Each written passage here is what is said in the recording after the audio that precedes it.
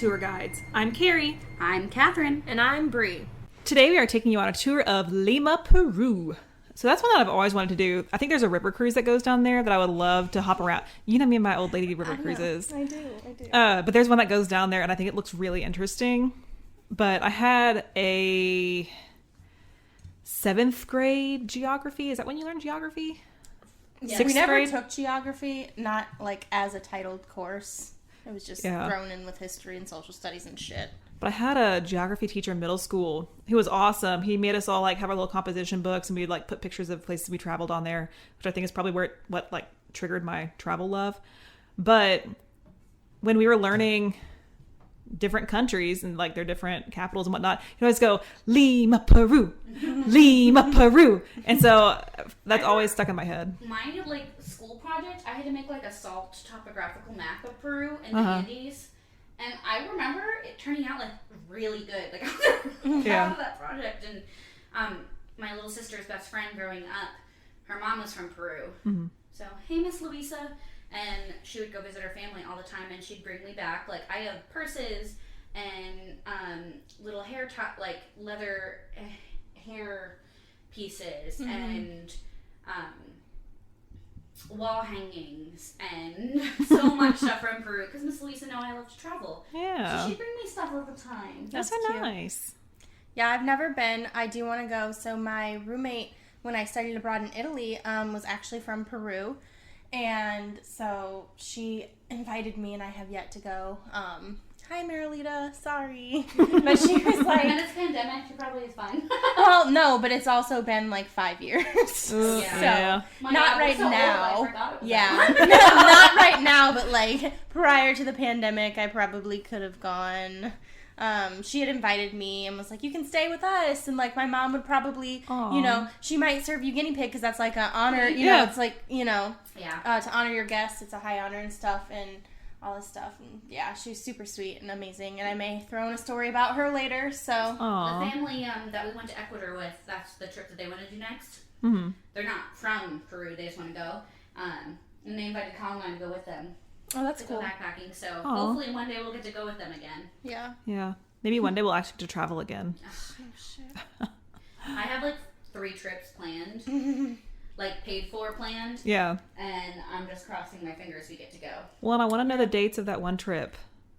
Because if it's the dates that you set, I can't go. But if they do it earlier... I think The summer one? Okay. Boo. Yeah. But I don't know yet. Okay.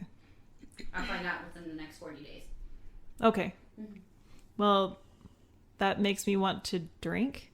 Yeah, well, I mean, I'm going to Italy and France, and I'll have students with me, but they already know Miss D is having her wine everywhere. Oh, yeah. Well, that's why I love river cruising, is because my alcohol is paid for. And so with lunch and dinner, I get endless wine. Nice. Which is great. Well, speaking of wine, Well, kind of. Sorry, I just wanted to add a note. Speaking of things that make you want to drink. So part of the reason this is coming so late, y'all, and we didn't have our New Year's episode is we have had some difficulties as of late with tech and health and everything else. So I have the COVID, guys. Yeah. And every secondary infection you can think of. Yeah. Please, please, please take care of each other. Wash your hands.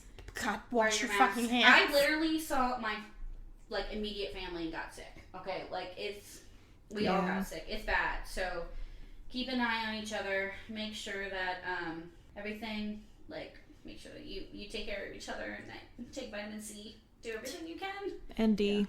Yeah. And zinc. All the vitamins. And elderberry. Just be careful because it's rough, man. I was sick for a month, almost exactly, and I missed 3 weeks of school. Yeah. So it's pretty important to take care of each other. Yeah. Are we still planning on doing this Valentine's Day? I have no idea. I just wanted to note that in case the schedule's messed up now. And so our listeners are aware we're still here and we're still recording. You're going to get material. It's just, it's been rough, I just have guys. a comment in this about Valentine's Day of it being like a week late. You can totally cut this out, but... I will try my best. Okay. But yeah, so... Speaking of things that make you want to drink, all of the above, and plus, Catherine can drink now, so let's talk about drinks. Yay! So, I've been waiting a while to make this drink, and I'm really excited about it. Also, I just stabbed my hand with something on the floor. Oh, it's a Catnip? No, a tree needle. Yeah, we took down our Christmas decorations yesterday because we were too sick to do it before then. So, Yeah. Yikes. Anyway, so I found this drink in Around the World in 80 Days cocktail book that I've mentioned before. Love it. And I knew I had to make it because I've heard of it. But it also came up in my research for the canelazo, which is another popular Central American drink. Shout out Keto. Yeah, so good. It's going to come up here. It's like our second again. most listened to episode or something. Heyo. So we're doing the Pisco Sour. Some call it a Pisco Sour, but I think that's a little too lazy American. And I think Pisco sounds really I don't know if I want to icky. drink that, yeah. Right. So I'm going to call it the Pisco because it sounds a little more foreign. Anyway, so Peruvian Pisco is a type of brandy. So it's a distilled spirit made from grapes. This is a clear spirit that is similar to tequila and champagne in the fact that it has to be made in a... My two favorites! Right? That's why I love it so much. Uh-huh. Literally my two favorite drinks. But it has to be made in a specific way from a specific location, Peru. That's why it's Peruvian Pisco. Mm-hmm. On a side note, there is a port town about 234 kilometers south of Lima named Pisco after the spirit. I have a story about that later, but I'll wait until my section for it. So, Pisco being made in Peru dates back to the early 17th century, though it could have just been undocumented before that. Some believe that it goes back to Spanish settlers in the 1500s. What up, Pizarro? Hey-oh! You fuck. Fun fact, part of the regulation is that it can be made from only a handful of grape varietals. 4 are aromatic and 4 are non-aromatic. I don't know what the grapes are. It didn't tell me. In case you were about to ask that question. Nope, we're just dropping facts here. We are. Fine. Pick them up as you go, bitches. Thank you. If it's ever a question on Jeopardy now, it's not going to be more specific than how many varietals are there to make 4 Pisco. aromatic and 4 non-aromatic. Peruvian Pisco. Because both Peru and... So both Peru and Chile claim that their nation is the home to the original Pisco brandy. Well, something that's really interesting about South America is because the lines of South America now are fake Yeah. to the lines of South America before Right. European settlement. Yeah. So there's a lot of, each country has their own distinct culture, but also there's a lot of Like overlap. and sharing. Yeah. Well, unfortunately, this caused a lot of issues. So both nations claim that they are the home to the original Pisco brandy. Oh. As they do. Of course. But Chilean Pisco is a different type of Pisco. It just shares the name. Okay. So one big difference is that Peruvian Pisco, what we are drinking today, has to be at least 40% ABV. Less. Chilean Pisco tends to be lower. So if you're looking at a bottle and you don't know where it comes from, check the ABV. If it's above 40, it could come from either. If it's below 40, it has to be Chilean. God, I wish I could drink. It's good, too. It is really good. Damn it. It's actually one of my favorites. Yeah. God damn it. Sorry. Get better. It's Try not it. your fault. You can sippy sip. You could try it. One The sip's alcohol- not going to affect your antibiotics. Right. But also, I don't know that you want me to drink. You could have my last sip. I was going to say, yeah. I'll save you Yeah. If you want to save me one at the end, then I'll do No, that. girl, I'll save you one. I'm not fucking sharing. Mm-mm. Danger zone. Yeah, well, that's what I'm saying. I was like, I don't know about this, danger guys. zone, but I should be less dangerous. Yeah, at this point, Yeah. I would hope. So similarly, both countries believe that they have originated the Pisco Sour. Granted, Chile and Peru have had their issues, as they do. Yeah, we might talk a little bit about that in my section. Yeah, so this is my nod to the War of the Pacific from 1879 to 1883, when things went real south for that relationship. Talk about that. Mm-hmm. Yeah, that's why I didn't dig too deep into that. I just wanted to throw that out there. Mine, I'm skimming the top two. Bree's covering there's a lot of, what we found when we were talking beforehand, there is a lot of, Peruvian culture infiltrates everything about Peru. Oh, yeah. So, of course, that war happened, and there was a land dispute over a nice little city over there. And then to add the origin of the Pisco to the mix, and boom, Pisco Wars. Yeah, that's a thing. It's like a Road Doll book, the Chocolate Wars. Yeah. Oh Yeah, my but- god, I was just listening to an episode of Wine and Crime when they're talking about Roald Dahl. They're like, Bob Dahl! I listened to that like a month ago. It's so good. But yeah, so Pisco Wars are a real thing. It's such a thing that Chile won't sell Peruvian Pisco. Instead, they call it aguardiente de uva. Aguardiente, like water. The keto, the fire water that we had at our Canelazo. Yeah. Hey, what's up, keto? It also translates to grape brandy. Okay. So they literally just like refuse to call it pisco. Oh yeah, uvo is great. Yeah. So aguardiente, fire water, de uva, of grapes. Yeah. But yeah, it got so bad that in past years they outright banned the sales of the other country's version of pisco. So rough. I could go on about that feud for quite some time because there was a lot to it. Yeah. Like a lot of political shit about alcohol. Guys, we just skim the surface. These are entire countries with complex histories. Yeah. We're here to give you just little zingers, and then the rest is up to you. Some little fun facts, some little nuggets of knowledge. There's a reason my history section is so hard and skips around so much, and you're like, but what the fuck? You didn't cover this. Yeah, because do you know how much goddamn history there is in the goddamn world? We appreciate that this is an entire... Each city we do is part of a completely complex culture. We're doing the best we can. Yeah. So, skimming that surface, I'm going to jump down to the drink now because that's what we're here for.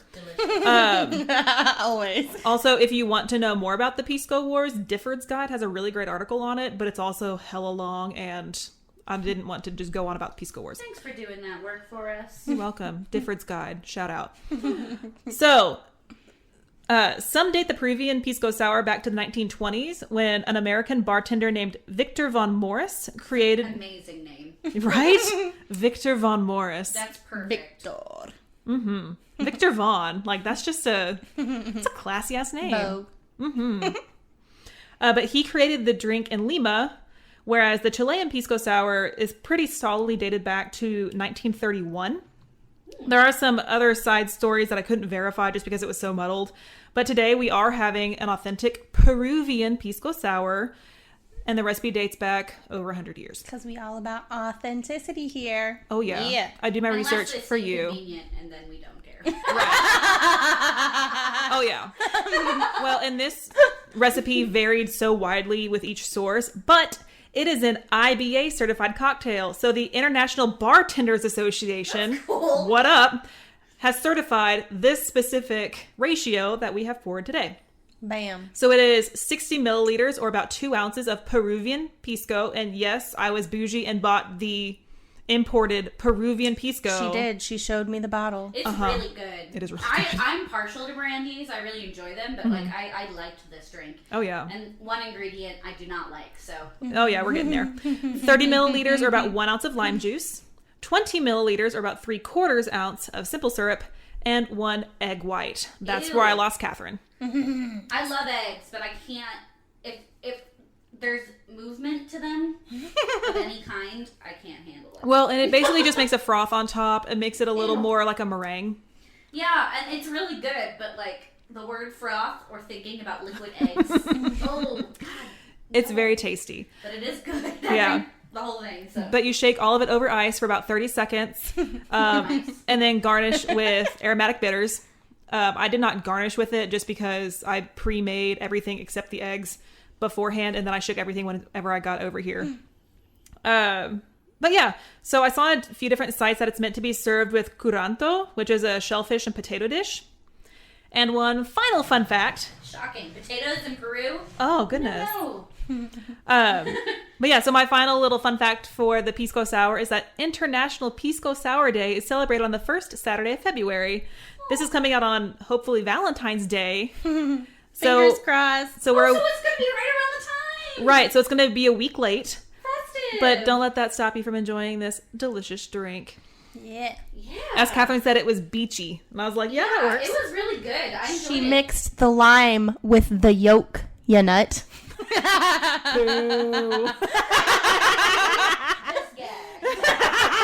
I figured Catherine would particularly hate that one, so I kind of had to.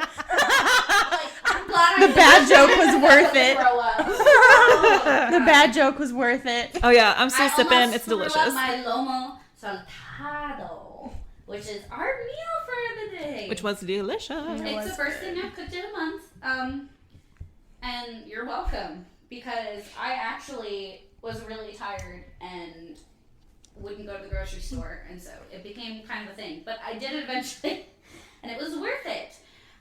So lomo saltado is a Peruvian dish. It's a stir fry that is steak, onions, and tomatoes, with soy sauce as one of its top flavoring. I'm gonna leave that to Brie to cover, but there's a whole movement of why these things go well together. It's typically served over rice and either with French fries or boiled potatoes. And that is what I did. It has rice vinegar, yellow chili peppers. It's very, very delicious. I enjoyed it. The guys enjoyed it. Yeah, it was delicious. Seemed to work. Oftentimes it's cooked in a wok, which is really interesting because you don't typically think of cooking in a wok. Sorry, I said wok. It's pretty good. It kind of has ends up with like a barbecue-y. Yeah, it was really good. Flavor, because of how it's put together. But of course it has potatoes. We like potatoes. So Peru has, I think, 200 to 400 different varietals of potatoes. God bless. Yeah, Peru, right? Oh, like in America, we think of like purple potatoes or very Peruvian. But they have tons of potatoes, and that's all I need to know about a culture to know them down. Oh, yeah. I love potatoes. So there is no ugly potato. Pretty simple, and we really enjoyed it. It was quite delicious. Yeah. Are you done? Brie, hit us up with history. Okay. Also, I didn't think about this, but let's hope I have enough antibiotics in my system at this point that it's okay that I drank after you. She's I'm fine. technically not contagious. Cool. Yeah. Good. Gucci. No, I was able to go back to work tomorrow. I'm good. Yeah. Yesterday? I got you, though. Days are hard. It's okay. You know... It's okay. I understand. Tomorrow and yesterday are really close to the same thing. Yep. So. Yeah. Time is a human construct. It is. Okay. Lima, y'all. Okay, so Lima is also known as the City of the Kings. There are debates about the origins of this title, including a legend that says it was given this grand nickname because of the date on which Pizarro founded Lima, January 18th, 1535, and how close it was to a Christian festival known as Epiphany that celebrates the adoration by the three magi of the Bible. Yep. Yeah. However, anthropologist Maria Rostworowski explained that it was actually to pay homage to the Holy Roman Emperor Charles V and his mother Joanna of Castile, because that bitch bankrolled that motherfucker. So, we'll talk more about that a little bit later with Pizarro and how he fucked over his business partner. Also, back to Epiphany. 12 days of Christmas. Boom, Epiphany. Bam. Yep. That's why I validate myself for not taking down my Christmas tree right after Christmas. I'm just celebrating Epiphany. Don't get me started on not taking down motherfucking Christmas decoration. Hey, how's that going? That shit's still up. It'll come down tomorrow night. Because fuck y'all, you petty ass bitches. Like, I can't get into my building. Her apartment complex. Because they threatened to charge me $25 if I didn't take my fucking wreath off my door, my tiny ass Christmas wreath. And guess what, guys? I've been sick for like 2 weeks and I was on call for a week straight after that. So like, I literally haven't had time to fuck with Christmas decorations. And so, yeah, it's not been down. I'm sorry. Don't ruin my festivities. Right. Not only that, but need $25, go fuck yourself. It's not offensive. It's right. $1 for the day of Christmas. Fuck you. If you have it up more than 25 days, it's no longer the 25 days of Christmas, and I will charge you. But my biggest thing is there are bigger issues. Like, I get locked out of my building all the time. The only way to get in is with a key fob because the fucking screen to type in the code was broken for 3 weeks. And so... Have they stopped they got bigger issues in the elevator? Because that's a bigger issue. Yeah, dogs pee in the elevator as well. There's dog shit everywhere. I saw a pile of dog shit on someone's floor mat. It's an indoor hallway. Like, people smoke and put their cigarettes in the hallway all the time. There's vomit and garbage and like, y'all, you're gonna yell at me about a Christmas wreath? Go fuck yourselves. Yeah. I was about to. Anyway, I would fight that. Lose my goddamn mind. Yeah, no, fight that. You know where they don't charge you $25 for a Christmas wreath? Peru. Right. So let's get back there. my happy place at the moment. Let's go there in general. For real. There are places that we need to visit while we're here that I might talk about. So. Oh, yeah. Okay, so Lima has more than 8 million inhabitants to date and continues to grow. It's one of the most visited cities in South America. After Cairo, Lima is actually the second biggest city built on a desert, and it gets almost all of its water from the river running through downtown, the Rimac, I don't fucking know. Shout out River Cruises. Hey. All right, Hannah, calm down. I'm an old lady. I go to bed at 9 o'clock. Fight me. She wants to play bridge. Leave her alone. Okay. Lima actually has 3 main rivers, but despite that, only around 92% of the city citizens had access to drinking water as of the date of this article. I didn't get around to looking at more recent stats on that, but it was within the last few years this article was. So. Wow. Yeah. While Lima may have been founded by Francisco Pizarro in the 16th century, after he'd screwed over his business partner of sorts, which would later come back to bite him in the ass when said business partner's former followers broke into his palace and killed his ass during dinner. Good. Also, I think your dog just farted on me. Probably. She does that a lot. I just felt her butt vibrate. Smell really bad. It'll smell really bad. The diaper will help a little bit. Yeah, no, I literally just felt her ass vibrate. Yeah. She's an old lady. It's not her. She's actually an old lady. Like, she deadass is an old lady. That's okay. Prue's farts are literally the worst farts I've ever smelled. She's a 2-pound kitten who doesn't even have butt cheeks, but it'll go. Doesn't even have butt cheeks. Smell like a rotting carcass. Like, Prue, you're this big. How do you have stinky farts? But yeah, Nita is passed the fuck out on my lap right now. She's also like, I haven't seen everyone in like a month. I miss everyone. Well, and she keeps finding my lap. Yeah. Like, I came in, sat down, she found my lap. It's true. She's like, I know. She's like, this is my spot. Sorry, I have the hiccups, everyone, so just we're back. You're welcome. Yeah. I'm like feeling that drink because I haven't drunk anything. It's also potent. Yeah, and I had a double, and I'm feeling a little bit. Yeah, I made... Oh, wait, Brie, can I tell my story real quick? Yeah, of course. As I scrape crusted avocado off my phone. So I bought the box to take pictures of our food because I care about you and I wanted to elevate the professionalism and the artistry of our Instagram. You're welcome. Sorry. I went to take a picture, and so like when my RA gets really bad, I drop stuff because like my hands don't close the way that my brain thinks that they are. And it's like a reoccurring problem. I'm not allowed to unload the dishwasher when I get like this because I break everything. Broken so many things. But I kept dropping stuff, and I complained to my husband. I was like, babe, my hands are so swollen. I keep dropping stuff because my RA has been really bad since COVID. And I went to go take a picture using my new light box that I'm like obsessed with to take a beautiful picture.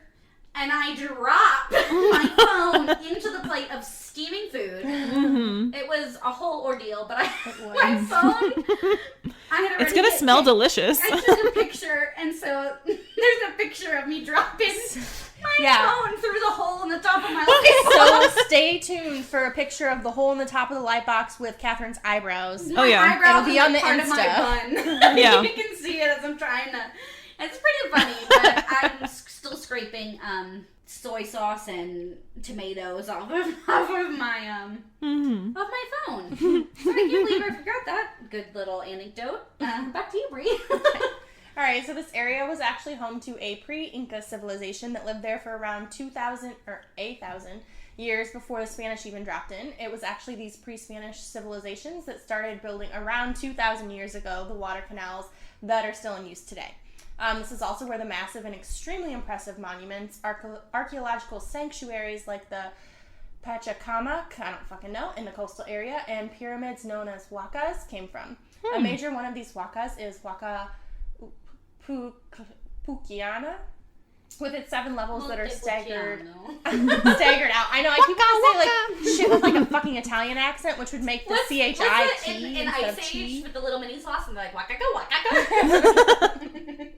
Guys, you can tell we haven't been together for a while. This is going to be... That's a little song they sing.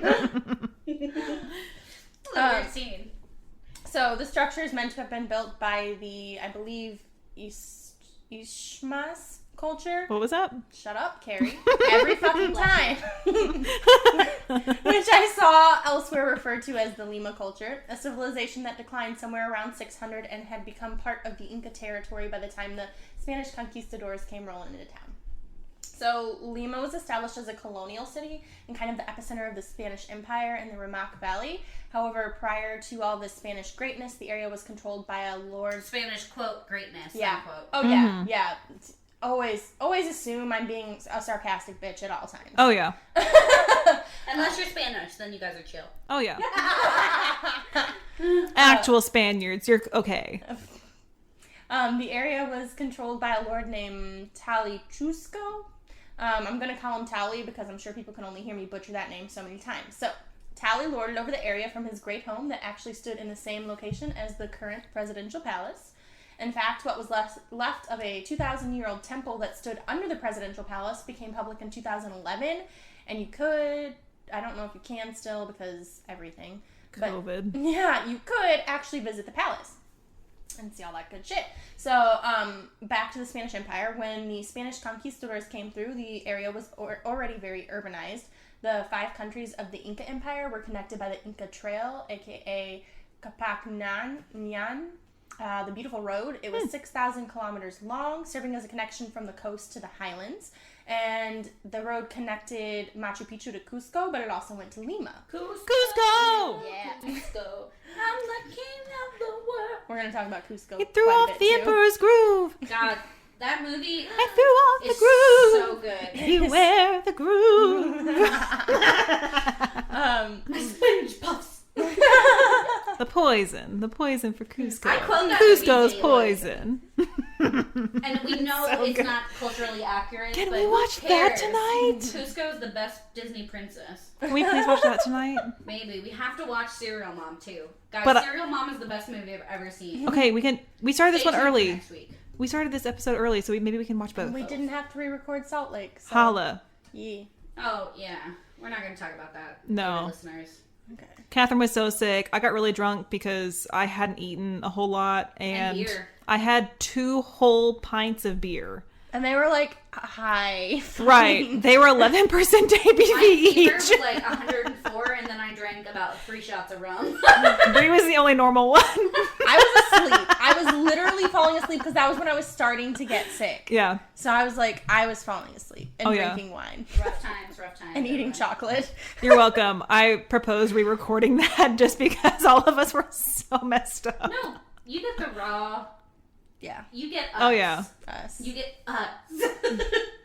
You get my heart. I'm going to edit a lot. It's fine. So Lima was actually the most important capital in South America until the 1800s. Some of the beautiful Baroque churches and colonial mansions that still stand there today, at least parts of them anyway, were actually built with the aid of the crazy amounts of Andean silver that went through the city on its way to Spain. And it was in Lima that Jose de San Martin announced the independence of Peru in 1821, which then led to Lima being named the capital of what became the Republic of Peru. Plaza San Martin is actually named after this very general. So, Holla, that's coming back later. yeah, fun facts. Pirates, bitches! So, the major seaport in Peru... Carrie just, like, dribbled and licked it off her hand. We're not wasting this shit. It was expensive. Well, no, but it was funny to watch. We need to, like, do Skype recordings for all of them, even when we're together, just so we can catch this shit. As I literally I'm falling asleep. I know. I'm sorry. And my history section is No, big. I'm just so tired. I haven't been awake for this long in a month. So I'm just gonna, if you hear me snoring, Colin slept on the couch last night because my snoring was so bad. No, we have 2 guest rooms with beds. We have an entire porch with multiple, much larger couches. And this dumbass slept on our antique settee. Oh, yeah, I'm not gonna Like- lie. I definitely slept on our couch last night because first off, we got a new couch that y'all Hella haven't seen comfy. yet. Yeah, Catherine, you haven't seen yet. Super comfortable, but also Zach was snoring so loud that I had to get out of there. And even on the couch, I kept hearing him. And I was like, I should just move to the guest room, but I'm already so comfortable. Yeah, I've been snoring because I'm sick. Because, Yeah. like, my tonsils are swollen. So, and I keep waking myself up. I'm like, God damn it. Yeah, I just know Zach didn't blow his nose before he went to bed last night. So, love you, Zach. I was going to say, you're welcome, Zach. I love you. not editing this out. No. He's good. He doesn't listen to this anyway. I don't know. Okay. Zachary. None of them listen. I know. Bitches. Okay. Rude. So the major seaport in Peru is located in northern Lima, and it's called Callao. Yep. Mm-hmm. A shit ton of... There are double L's, and it's lots of A's and O's, okay? A shit ton of pirates that apparently used to try to sneak in through the port because it became a big area for business during the Spanish viceroyalty, word I can't say ever, even though like I say it in my head, but it doesn't come out my mouth. That's fine. In fact, Sir Francis Drake tried to go all swipe or no swiping through that hole in 1579 when he tried to rescue some quote-unquote buccaneers who were imprisoned inside the city. Avi, the Viceroy's people, guys, weren't exactly thrilled. Yep. Mm-hmm. Is that the word you're looking for? Yep, it is. There you go. Thank you, Bridgerton. See, and I was like, my gosh. in my brain, Bridgerton is so good. Viscount is on there. Viscount. Yeah. See, my brain can say it, but my mouth can't until I hear someone else say it, and then I can repeat it back, and then next time I'll fuck it up again. Yeah. So. Also, what up, Bridgerton? Oh my god, so good. We love Bridgerton. So also, I just want to give it the spoon licking, just in front of my face at all times. Also, you guys need to watch the Night Stalker documentary. It's incredible. Mm-hmm. I just watched the Ripper one. I started it. I watched the Ripper one and the Night Stalker one. Some people are complaining the Night Stalker one is too scary, and I'm like, he's a real person. He did this to people. Right. What do you mean it's too scary? Yeah. He's real. Like, people are beating this up. And sorry, real life is scary, guys. These survivors are telling their stories, and you think it's too scary? Well, that's not very like if they can go through it, you can at least fucking listen to it. Yeah. Right. This is real life. Or don't watch it. Yeah. Or just Well, and I was talking. Don't complain that it's too scary. Are you kidding me? I was talking with another teacher yesterday. I don't know. My days are mixed up. But anyway, another teacher and I were talking about diversity. Mm-hmm. And they were like, yeah, these people think that just like skin color is diversity. No, background is diversity. Experiences are diversity. And I was like, this is diversity. This is getting out of your bubble and seeing what other people have to deal with. Yeah. Whole lot. I can't believe they said it was too scary. Yeah. It was like...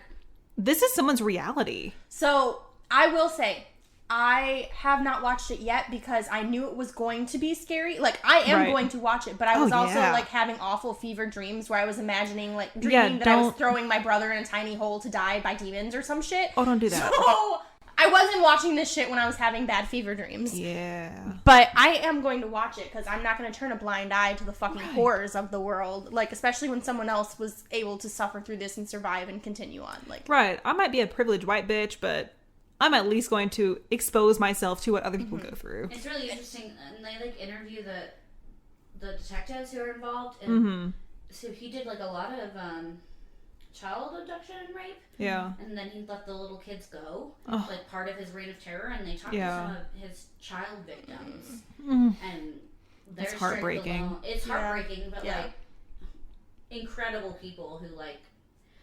It's really good. Yeah. You should definitely watch it. Yeah. And I'm not going to judge you if you don't, because... No, if you're afraid... Right. If you're listening to this, I'm assuming... We're not shaming you. Yeah. But... I'm just saying, like, yes, it's scary, but, like, also people have I got really upset when I read the article saying that people...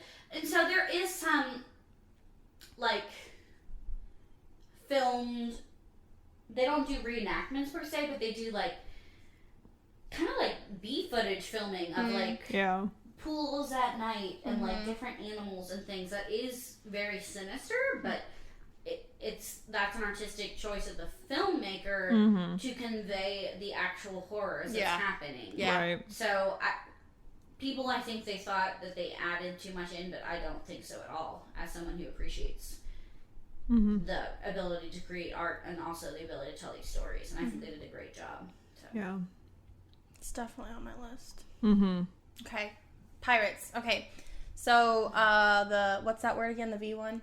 Viceroy? Yep. The Viceroys weren't exactly thrilled with all that shit. Sir Francis Drake. They were not happy. So they built a big-ass fortress. The real Felipe Fortress. Oh, boy. The Real Housewives of Lima, Peru. Apparently, ghosties can be heard when people are visiting the once fortress, now military museum, which costs an ass ton of money, apparently. And I was like, I'm not touching any more on this, because Carrie's probably going to do it. I'm not. Okay, well, whatever. That was pretty much the extent of what it said anyway. It was like, ghosts. And I was like, okay, bye. Yeah. No, oh man, I had a hard time with this one. Yeah. Just because a lot of them were like, hey, there are ghosts here. And I was like, oh, that's all you say. Never mind. Yep. I saw that.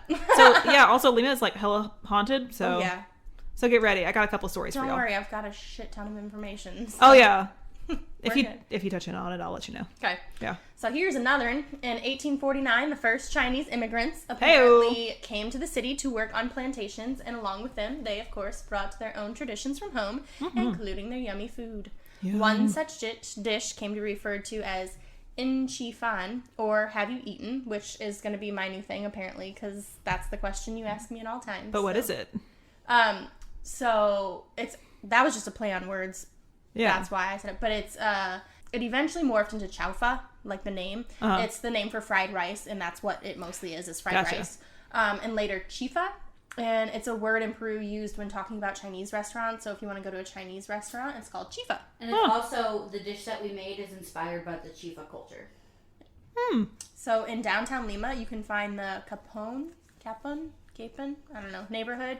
I don't know which language we're going with here, which the article said was the most important Chinese colony in South America.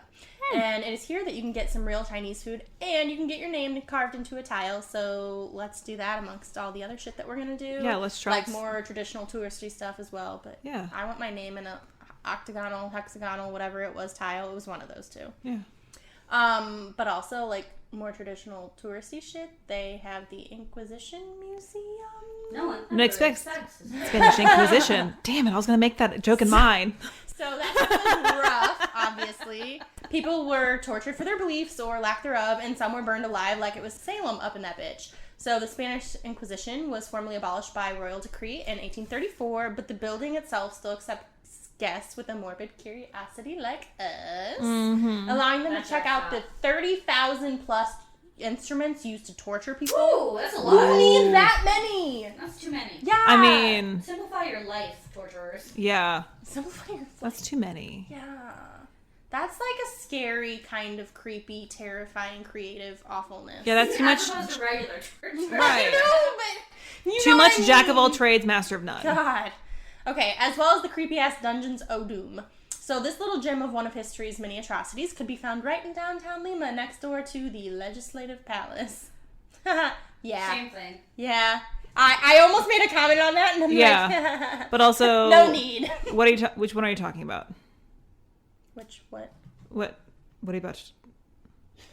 That's the end of that. Okay, good. Because I'm talking about stuff downtown. Oh, no. Okay. That's the end of that little bit. I thought you were going to lead into your next... Okay. No. I was leaving that open because it's right next door to the Legislative Palace, which is... Right, because one of mine's right next to the government building. And I'm like... Also, congratulations, President Biden. President Biden! Madam Vice President. Chucks and pearls! That's what we're going to say. We don't have to complain anymore. So right. God bless. We'll talk about politics later. Don't worry. It's my section. So okay. So I mentioned earlier that Lima was the most important capital in South America. That's because it was the center of the Spanish viceroyalty. Yeah. Okay. Across Bolivia, Chile, Ecuador, and Peru. However, following independence, they didn't all always play nice. In the late 19th century, Peru and Bolivia kind of ganged up against Chile, and Chile's army ended up occupying Lima and taking a lot of spoils of war for their troubles as part of what is referred to. When I hear the word Bolivia, I always think of Activia. Bolivia. In my head every time. I feel like we've talked about this before. Okay. I was going to say, this sounds familiar. Yeah, but like, it is every time in my head. Every time. Well, and I'm going to have Bolivar in mind, so please don't. Bolivar. Oh my Well, God. no, it's Bolivia. Not, see, it's different. You have to have the A at the end. That really sells it to me. Sells it. Okay, well, that is the War of the Pacific, as Carrie mentioned earlier. But fear not, once Lima recovered from the Chilean occupation and the theft of a lot of its gold... Just kidding. It was probably silver, but that was just for Catherine. That was for Catherine. It was probably silver, like I mentioned earlier. Salty, yes. Nom, nom. You're welcome. So Lima grew extremely quickly in the 20th century, and around the 1950s, the city started seeing shanty towns springing up all over the place because of the massive population increase. Have you seen the TikTok sea shanties going around? I was literally telling Zach about that today. I love a good shanty. I know. That's why I was like, I have to mention this to Catherine. I studied sea shanties in that one class I took when I studied abroad. I did like a UK seafaring archaeology course. Yeah, I teach middle school choir. That's literally the entire repertoire for middle school boys. So I've studied sea shanties. It's hard to say. She shanties. I always gave up on that one. I'm just like, sure. These sea shanties. And Ratatouille the musical. Yes. Oh yeah, no. So I saw it like popping up on TikTok, and I was like, oh boy, here comes another wave. People just tell me about stuff. Oh no, I saw it on Facebook. Yeah, I saw it on Facebook. Because people had posted the YouTube compilation of the TikToks. Yeah. And I was like, oh boy, here comes a wave of sea shanties. I love a good shanty. It's pretty good. This was a different kind of shanty, but yeah. But it's fine. I'm not at the point of tiredness where, I made the segue to the sea shanties, so it's... I have a word association brain right now. Well, like, you started seeing What Do You Do with the Drunken Sailor. That was literally my first year ever going to UIL song that I did with my girls. So... What do we do with Drunken Sailor? Oh, yeah. It was a disaster because... Till he's sober. Which we are not. In the morning. I am. Because you're on antibiotics. Yeah. Fuckers. Okay. Somewhat more recently, Lima has faced a number of terrorist threats from groups like the Tupac Amaru Revolutionary Movement, MRTA, and Shining Path. But back to the Tupac Amaru Revolutionary Movement. I'm probably just going to call them MRTA from here on out because it does too much. Anyway, MRTA was founded as a militant organization in 1984, and their whole thing was to bring about /support whatever communist revolution in Peru. And part of this involved a hostage situation at Japanese Ambassador Morihisa Aoki's house during a reception to honor the Japanese emperor's birthday. On December 16th, 1996, MRTA members dressed as caterers and waitstaff snuck in and took almost 500 people hostage. That's the oldest trick in the goddamn book. Yeah. Obviously, the people... This is the first time it was used. 96.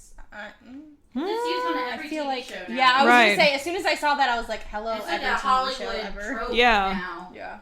Because I feel like they've done it in Oceans. No, they literally do it in every single, some sort of crime heist type thing. Okay, so obviously the police were on that shit immediately like hotcakes, and the members of MRTA said they would go ahead and let 170 women... I would love some pancakes and old folks go.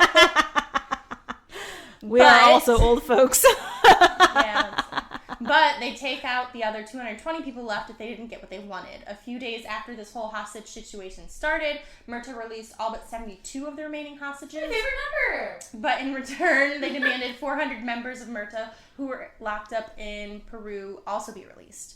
So not great. Yeah. No. Then President Alberto Fujimori, however, did not fuck around with these quote-unquote leftist guerrillas and did not cede to their main demands, despite the fact that amongst the remaining hostages, there were Supreme Court judges, numerous foreign ambassadors from Japan and other countries, members of the ruling party, and his own brother, Foreign Minister Francisco Tudela. I meant, at least he's not letting his own personal bias get I'm not judging, but also No, but like, that's gotta be a hard choice, but at least he's doing his job and not letting it impact him. Homeboy was apparently a fucking savage and also did not negotiate with terrorists. So he's not winning Brother of the Year for that, but he was doing his job. Yeah. So the good old Prez instead ordered a 140-man Special Forces assault on the complex in 1997, in which the Special Forces team, because I think this went on for like 6 months. They were locked in the complex for 6 months? I think that's what it said. Damn. I was a little confused on the timeline with this, not gonna lie. I mean, that would make sense if it's like a whole complex. They could theoretically keep it long. And if they released all but 72 prisoners, that's a more. And they started off with like 400 to 500. Yeah. They'd have the important, like, quote, important ones with their leverage, I guess. Yeah. But in 1997, the Special Forces team made something go boom in the tunnels under the complex to give them the element of surprise after secretly warning the hostages. This initial blast also killed 8 of the 14 hostage takers, while the others were attacked and outnumbered from all sides. Okay. And eventually, all 14 of the terrorists were killed. One hostage also died in the attack, Supreme Court Justice Carlos Giusti. And 2 of the soldiers involved in the rescue mission also later died from their injuries, and their names were not listed. Oh. As they often are not. Right. During the 1990s, President Fujimori, along with taking a hard stance against these revolutionaries, also played a part in major economic reform for the country.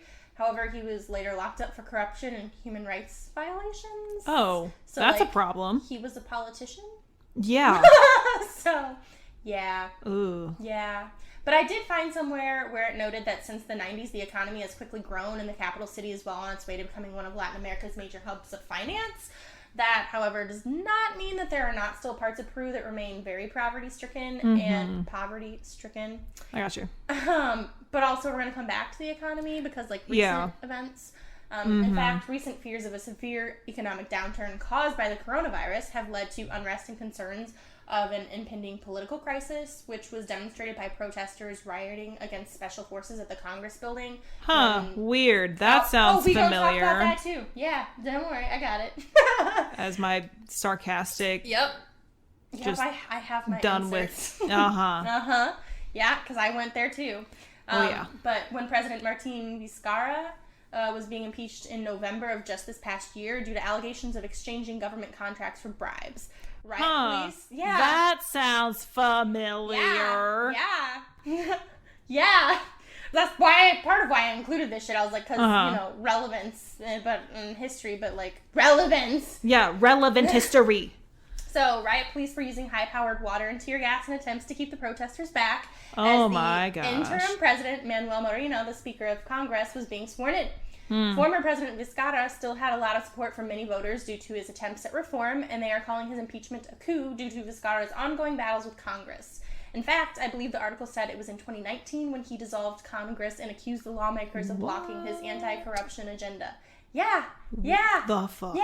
Yeah. Huh. I know. You're probably thinking, well, yeah, the virus has caused economic downturns in loads of places, and yeah, people are protesting all over the place. We just had one here ourselves recently, and to all that I say exactly. We do not all live in the exact same circumstances, and we are not all suffering in the exact same ways right now. But also, we're not all ignorant. Are suffering in a lot of similar ways and going through somewhat similar circumstances. Yes. I say this as someone who knows damn well that I am privileged and have not suffered anywhere near what a lot of people have and are suffering. Right. But I feel it's important to highlight those similarities and consider the implications of not only the present, but the past as well. How did we get here? What does it mean for our future? How do we proceed from here? This is another part of history in the making, and those questions are part of why history is so important amongst a bunch of other shit, obviously. So, yeah, I mean, and protests are huge. Like, my friend Marilita was telling me, and I'm hoping I can remember this properly, it wasn't necessarily a protest. There were protests going on, but the people who attacked their bus, so she told me the story when we studied abroad. They were on a bus going somewhere else, and it wasn't in Lima. I think they were a few hours away. You're good. But all of a sudden, their bus got attacked by a bunch of men, and busted in the windows, and her dad got beat up, punched and stuff, and all this other stuff. And I think she said it was, I don't know if it was local farmers or what. I don't know. Locals had hired these men to hurt people for their own agenda because they disagreed with, I don't know if it was protest. I have the video note from her, but I'm not going to play her live on here. But they got all their money stolen, all of their shit stolen. People got beaten up. They attacked, I think she said 50 cars and buses that were on the road, just shut the shit down and beat the shit out of them. So when we were in Ecuador, we couldn't go to the coast. We were going to go to the beach. But they were blocking the roads. Protests were. Yeah. And hijacking cars and stuff. And so we couldn't go. Well, and she made a point to mention, these people who were attacking them weren't protesters. They were hired. Yeah. So I went on a mission trip in the Dominican, and we were delivering food to a community that was outside of the community that we had initially been working in. We had just gone and canvassed earlier that day, and then that night came back with food, and we had truckloads of food. And because the situation down, and it was close to the Haitian-Dominican border, but they were so impoverished that there was a gang there that was about, were waiting for us to get rid of some of our food and get it to the people that actually had the tickets that we had given out. But they were going to attack us to try to get the food until they realized that we had no more food and that we were children. And so, I almost got assaulted with a machete. Jesus. Yeah, there was a gang. It was probably about 20 men with motorbikes, and we saw the machetes hanging off their belts because they were so impoverished, and they really just wanted food, and they were going to attack foreigners to get food. Yeah. Well, I would like to point out, terrifying. I don't say any of this to make it seem like this is all Peru is, or that all Peruvians are like this. Every single country goes through, and this happens everywhere. Yeah, and like I said, we just had our own like riots and protests and all this other shit. In our Capitol building. Yeah. So like, I am not on any pedestal trying to say anything or trying to criticize any other country, anything like that. I'm just trying to explain like these are stories I've been told in situations I've heard about, and it's part of history, and I think it's important to talk about this amongst the other things, and I've said this many times in the podcast, so. But yeah, last bit of history. This is a somewhat tenuous tie-in. On June 3rd, 2010, Joran Vandersloot was arrested in Chile for the murder of Stephanie Flores, the daughter of an important Peruvian businessman. Flores and Vandersloot apparently met in a casino in Lima, and he later murdered her in his hotel room. What an absurd name. I know. Part of why I bring this up, he's like Dutch or some shit. Yeah. Part of why I bring this up is, one, this girl was a victim and it's important, and it was in Lima. But also, two, because you guys will probably recognize this next name. Natalie Holloway, the 18-year-old American girl that went missing in May of 2005, whose story was all over media in the U.S. Vandersloot was suspected of killing Holloway since she was last seen with Vandersloot and some of his friends leaving a bar. Vandersloot also tried to extort around $250,000 from the Holloway family by promising to reveal the location of her remains. This all ties back to Stephanie Flores, and that Vandersloot told the authorities that he killed Flores when they were arguing because she'd used his computer without his permission. And the authorities thought that maybe Stephanie Flores had discovered a connection between Vandersloot and the Holloway case. So, tenuous tie-in, but a tie-in nonetheless. Yeah. Yes. He wasn't, though, right?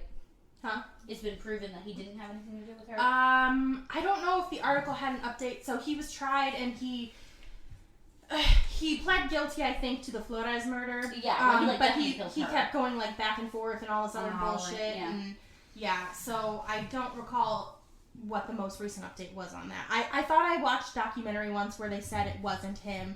He was just trying to extort money and even though he didn't know where the remains were and stuff. Yeah. But yeah. So I'm going to start by saying this. Peru has their own version of our beloved La Dame Blanche, and she is called La Gringa. Ew. I'm a gringa. Every time they're like, gringa, I'm like, yeah, I know. Yeah, shut up. It's okay. I get it. But we're not going to talk about her today because the story I found was like 10 hours away from Lima. So I figured with all this other material I have, that might be pushing it a bit. Sure. And if any of these other ones... Well, I have a La Dame Blanche in mind, so don't worry. Okay. I got you covered. Good, okay. And if any of these other ones I mentioned are like further away, I included them because I couldn't find anywhere that said they took place in a certain part of Peru. Okay. So I didn't know how far away they were. Yeah. So don't judge me, bitches. Okay, so Inca legend of the creation of the world. According to Inca myth, there was an Andean god named Viracocha who created the universe, but in the beginning, there was no light. Yeah. Mm-hmm. Yeah, it all sounds familiar, always. The universe was populated by giants, and the Nephilim, what? And they weren't too keen on... Ew. That's not what they were called. I'm just making that reference. They weren't too keen on listening to Viracocha, so the god created a flood that wiped these creatures out so he could start anew with a race more like him. Just the same. Yep. Old song. Viracocha created human beings and gave them light by way of the stars, the moon, and the sun. As a sort of guide to a more civilized human race, the god sent his sons to lead by example and teach the humans how to live in peace and harmony with dedication to harvesting the fruits of the land. Huh. Yeah, I know. I was like, I don't even have to put my side notes in here because everyone fucking knows. Right. They all just make, Like, I'm like sassily typing. I'm like, delete. It's fine. Everyone knows. Delete it. It's fine. It's fine. We know. However, eventually humans mocked the god, which obviously angered him, so he turned them to stone to serve as a lesson for others, showing that while the god would be kind, he was also powerful and not to be trifled with, we're throwing in some Medusa in there. Get the Gorgons. What? Oh, man, I want those powers. And a bunch of other shit, too. Yeah. Stone. I hate you, Stone. Turn you to a pillar of salt. Narnia. No, Mr. Thomas. All of the references. Stone. Okay. Legend of the Ayer Brothers. Ayer. I don't know. Ayer is a band. Like, it's... How's it spelled? Ayar. Ayar. Yeah, I might do IR. It works. According to legend, after a massive flood, the 4 Ayer brothers appeared with their wives. They were Mama Cora and Ayar Kachi, Mama Wako and Ayar Waka, Mama Okio and Ayar Manco, and Mama Raua and Ayar Uchu. I don't know. Sorry, guys. Lots of people. The legend says that the brothers and their wives were in search of fertile lands, but after Ayar Kachi, said to be the most cunning and powerful of them, gotten into an argument with his brothers, he was told he had to go back to the caves of Pacarina, where his brothers then sealed him in with a rock so he could never leave. Well, fuck you too. What is it? The fucking air. Damn it! I just forgot the quote. How I have failed us. The air beware, motherfucker. Enemies. Oh, anyways. Thank you. I'm like, I had this earlier. Okay. I thought you were trying to say ire. No. I don't suck that much today, guys. Like, enemies of the air, beware. Okay, the remaining 3 brothers kept on their journey to Mount Huanacari, and on their way, they paid the... We're respecting this country, Catherine, and their culture. But I was quoting Finding Nemo. I know. Shark Bait. Okay, on their way, they paid their respects to a stone idol that they found. You don't do that. It's never good. Mine. However, one of the brothers did not, Ayar Uchu. Apparently, he jumped behind the statue and was promptly petrified. Think Chamber of Secrets. See? I had the reference. It's there. This also happened to another of the brothers, Ayar Waka, later on their journey, and he also turned to stone. The remaining brother, Ayar Manco, finally made his way to Cusco and found the fertile land. And all the wives were already there. The complete settlement already. Right. Oh, get ready for the phallic imagery. Hey-o. He sunk his golden staff in the earth. And the arrogance. It's golden, guys. Okay. Founding Cusco. Gold member number 2. Okay. Founding Cusco, the capital of the Inca Empire. Okay, so the next one is the legend of Manco Capac and Mama Okio. It's similar to the last one. Essentially, this wife and husband / potentially sibling / it's unclear their relationship, but I think they were married at least. A man and a woman. Yep. A man and a woman with some sort of relationship. They full on Roman Greek mythology, this bitch. God sent them to Earth to help civilize the tiny humans, creating a big ass empire and teach them how to worship the sun god. And they emerged from Lake Titicaca and were obviously viewed. I know. I was like, my little brothers would die if they heard this shit right now. At least I didn't say Titicaca. I think that's actually how you pronounce it. God damn it. Yeah. That's why I had to say I Pisco. tried. Because the I is E sound. Yeah, I tried, y'all. Boo. Shit. Okay. They were obviously viewed as divine beings by the masses because they just sprung up out of a fucking lake. So the spouses had a mission. If they could, again, sink their golden scepter into the soil, then I don't know. I guess it was considered fertile and they could form their empire. So it just gets worse. You know? That's how the world works. We don't judge. No, that's not what I was judging. It said then You don't the judge. east was considered fertile, but I don't think it said a specific direction. I just can't type, apparently. Well, I don't know. isn't it a big desert? Yeah. The area around it? So the But area by but the lake if would they be fertile? found if they found area that was fertile. That's what I think. I think they made it fertile around the lake. Right. Yeah. All I know is the wife headed south of the big valley and the husband north, and the scepter was sunk into the hill Huanacari. Ta-da, you have an empire. That's how it works. You birds that simple. bitch. Yep. Super simple. Just walk a little bit. Found it! Hey-o. Okay. Stick your golden rod in it. Is that why they call the paper color for paperwork goldenrod? I'm sure. The basis is this. It's this. Okay. So there's the myth of Kuniraya Huracocha. This is pre-Hispanic legend. And it's that person that I just said, a god of the countryside. He would dress up as a beggar, dress down as a beggar, whatever. Wearing, quote, costume. deteriorated suits and looking unkempt. Me So- in quarantine. One time he was walking through the Pachacamac sanctuary and he crossed Kahuyaka's path, and apparently she was the most beautiful woman in the area, and he fell in love with her at first sight. So As they do. yeah, no shit. He went up to introduce himself and she fucking ignored him. Good. And one day she was weaving under a lacuma tree and he took the opportunity to turn into a bird. Hello, Zeus, Letha, the swan, you She was fuck. like, I got stuff to do. I gotta weave this. And put his germ in one of the fruits. Ew. Yeah. Gross. Yeah. I hate everything about that. Fuck the peach. Fuck the peach. Call me by your name. she took the fruit and tasted it. Ew. Girl, don't you put that fruit down. And after 9 months, this bitch popped out a god baby from his cum fruit. It's my Gross. worst fear. It's like, bro. I just ate want to this pear eat. this one time and now I'm knocked up and I don't know what to do. Yeah, well, after Clearly they she need a sex cared ed for class. her daughter for like a year. Oh, Nita, baby. You're gonna walk into another one. Slow.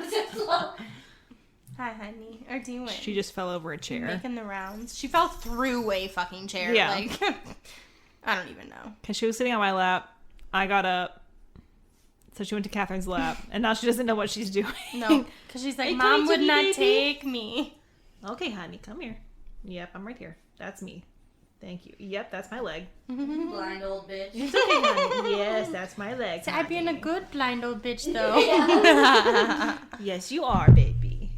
So she took care of this baby for a year, and then she went to all the gods, the Wakas, to find out who the baby daddy was. And so they were all dressed all nice except for the baby daddy, and he refused to recognize her child.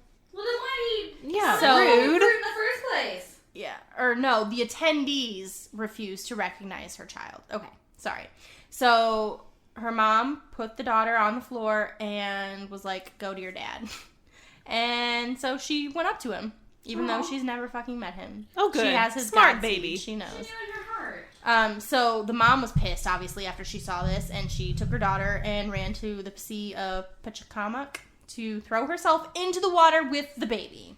Oh, as one does. Selfish bitch. So the dad tried to stop her, and he couldn't. And they were both turned into two islets, which can be seen in front of Pachacamac Beach in the south of Lima. That's sad. Yeah. So this next one, the pish taco. Hey-o. It's also known as Krachua or Nakak or Lakikiri. I don't know. He's a nocturnal serial killer, guys. Okay? Oh, shit. Cool. So he's described as a pale-skinned foreigner. He wears a leather jacket, high boots, and a wide-brimmed felt hat. So my type. Yeah, I know, right? Like, hello, Harrison Ford, Indiana Jones. Mm-hmm. Yeah, please. So he would sneak into graveyards to grind human bones into a paralyzing powder Oh. Still my type. that he then used to incapacitate travelers, like, that were going through the mountains at night, the mountain roads and stuff. Yeah. And then he would use a big-ass fucking knife to chop their heads off and dismember them so that Oh. he could extract their fat. Does this sound like Outlander to anyone? I was Hangman's- literally- Yeah. Monsieur Foray? Mm-hmm. Uh-huh. So... He's looking for fat. I'm his type too. Renowned Peruvian folklorist Efrain Morete Best, I don't know, wrote about the origins of this, and it's all over, it's still, like, popular in Peru in the 20th century, everything. But he cited earlier sources that talked about that tradition, and it's based on the alleged practices of the Spanish in the 16th and 17th centuries, where they would use human body fats for the treatments of wounds and diseases. Yeah. So that's that. Very Fight Club. Also very luxury product. No, in Fight Club they literally make luxury lady soap out of Oh, yeah. the fat from lipo Oh, yeah. sessions. Yeah. Turds. Mm-hmm. Yep.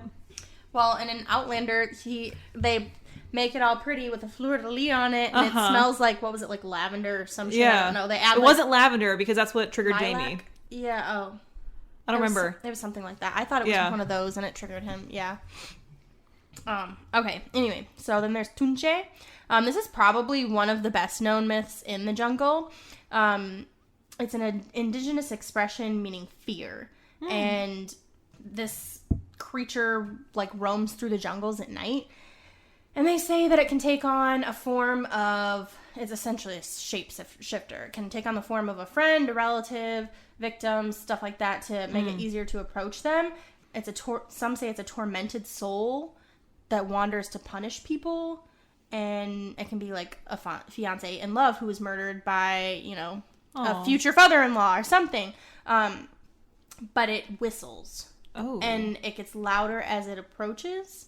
So if they don't really know what happens unless you escape, then they don't know, obviously. Right. But because no one can. Some people say they starve to, he lets them starve to death, or he eats them, or he just leaves them. But yeah, so that's the Tunche. He's an evil dude in this forest. And then the Chuya Chaki lives in the Amazon. He has the ability to imitate physical appearance of, again, a close friend, relative, blah, blah, blah. Is it like Loki? Yeah. But he's so good that the people can't even remember if that person was supposed to be alive or dead, before. Yeah. That's a problem. So he will, strike up a conversation with them, and then he leads them deeper, unbeknownst to them, deeper and deeper into the forest, and then he leaves them in the middle of nowhere to slowly die. So it's similar to the Tunche, but it did show up as two different ones. They say that he has two different footprints. One's more human, and the other's like an animal. That's why his name translates to, unequal foot goblin, kind of. I think one of them referred to it as, a goat's leg or something. Oh. Yeah. Like a cloven hoof kind of deal? Yeah, something like that. This cloven hoof usually indicates, the devil. Yeah. Yeah. So. Interesting. Or the god Pan. Uh-huh. Yeah. So, same. Yeah. Yeah. Okay, two more, and the last one's super short. So, there's the Mule Woman, the myth of Runa Mula. I don't know. Came with the Spanish missionaries in the jungle, of course. Half woman, half mule. She shows up on the days of the full moon and scares people by braying. Oh. So scary. It was allegedly... laugh really hard. Did you say me? You bitch. You're right, though. I have 3 laughs. I snort like a pig, I bray like a donkey, and I cackle like a witch. There's nothing flattering about any of them. But according to the legend, this was a punishment, because she had an extramarital relationship with a priest, or as the result of a marriage between blood relatives. Yeah. Some say that the Runamula came out of the love between friends and brothers. Oh. So, the last one is the Yaku Mama, or Mother of the Water. And the name comes from the Quechua Yaku, water, and Mama, mother. Which... Mama? Yeah, it's believed to be a protective spirit of the Amazon River. She apparently resembles an anaconda, but way bigger, 100 feet long and over 6 feet wide. And she shows up when it rains, obviously. Toy named Troy. But it's said that she'll take advantage of how unstable the boats are and causes the victims to disappear. And her favorite prey are fishermen who exploit the resources of its waters. What? So they obviously don't have any. Yeah. Don't want none unless you got. Look at her butt. Fuckers. Not you guys, but the guys would always. I've told this story before, but yeah. Okay, that's all I got, guys. Bam. All right. Well, I said I had a tie-in with Pisco, but also I'm full of themes today, so we're gonna have lots of tie-ins with everything. So get ready. All right. So this has nothing to do with the clear spirit that we were drinking, but it has something to do with a ghostly spirit. You're welcome. I worked hard on that. Nice. Sorry, I was burning. I finished the alcohol on my raw throat. Speaking of the spirit, heyo. All right, so the legend goes that in 1913, an English woman named Sarah Ellen Roberts was charged as a vampire murderer and witch. Oh, I saw this! My God, the dream. Yes. So let's be real. She probably just had an original thought, and the men were frightened, so they decided to kill her. Or heaven forbid, a mental illness. Yeah, she seemed pretty put together, though. Hysteria. Fuck off. Fuck off. We're just horny. Anyway. We're on our period. We're all of the above. Because do you guys get hella horny on your period? Yes. Yeah. That's no. No? I think that's a thing, but it is. Still, Yeah. Oh, it's terrible. I gained like 10 pounds around my period. Yeah. I'm That not too. doing anything. Yeah. Oh, yeah. I feel worthless, but I'm also like, hey, come fuck me, please. Right? I'm like, my tits look better right now, though. Right. I can't fit into a bra, but... okay. But anyway, so they made up this elaborate story that she was one of Dracula's brides and sentenced her to death. It was a whole thing. Fucking patriarchy. You bastards. Yeah. So I know I had more written for this, so I'm really confused as to why I'm missing half of it, because I made a joke about the Spanish Inquisition. I was wondering when I looked at the notes, because I was like, Dracula's brides. Nothing after that. Yeah. Anyway, they said she was one of Dracula's brides. She wasn't. She actually had her own husband who was not She was not Dracula. Surprise, guys! Surprise. Jose, he's like, hola. No, like, I'm so confused as to why this story... Joe, and I was like, average Jose, it's gotta be it. No, I had his name in here. It totally deleted his name. It deleted like half of the story. Damn. Weird. Anyway, before she was killed, she swore that she would rise again in 80 years to take her vengeance.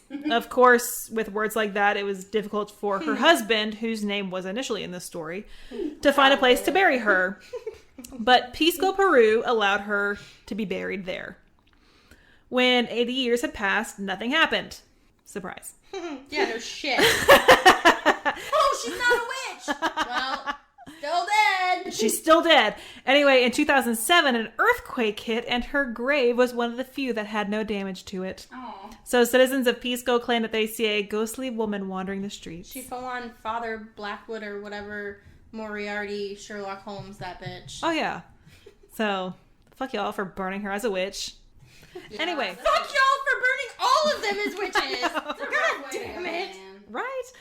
All right, so on to my first actual story, other than that little anecdote. So, the Grand Hotel Bolivar was built in 1924 in Plaza San Martin in downtown Lima, near another haunted building, the Government Palace. Yeah.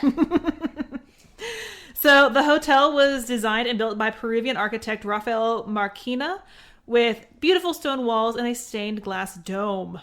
Oh, that sounds nice. That Right? does sound nice. I want to go see that. It was initially designed for the Peruvian government as a luxury accommodations for visiting politicians. Such politicians include Charles de Gaulle, Nixon, Robert Kennedy, and Emperor Akihito. Other travelers over the years include Faulkner, Hemingway, Hey. Orson Welles, Ava Gardner, Damn. John Wayne, Oh. Julio Iglesias, and Santana. Nice. Santana.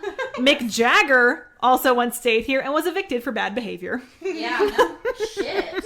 He was a terrible person to have in your accommodation. Oh, yeah. Like, notoriously bad. Oh, yeah. But one fun story goes that Ava Gardner was indulging in the hotel's famous Pisco Sour and was dancing barefoot in the bar. Talk about the barefoot Contessa. But, like, same, bitch. Right? Fuck. If I cannot have heels on.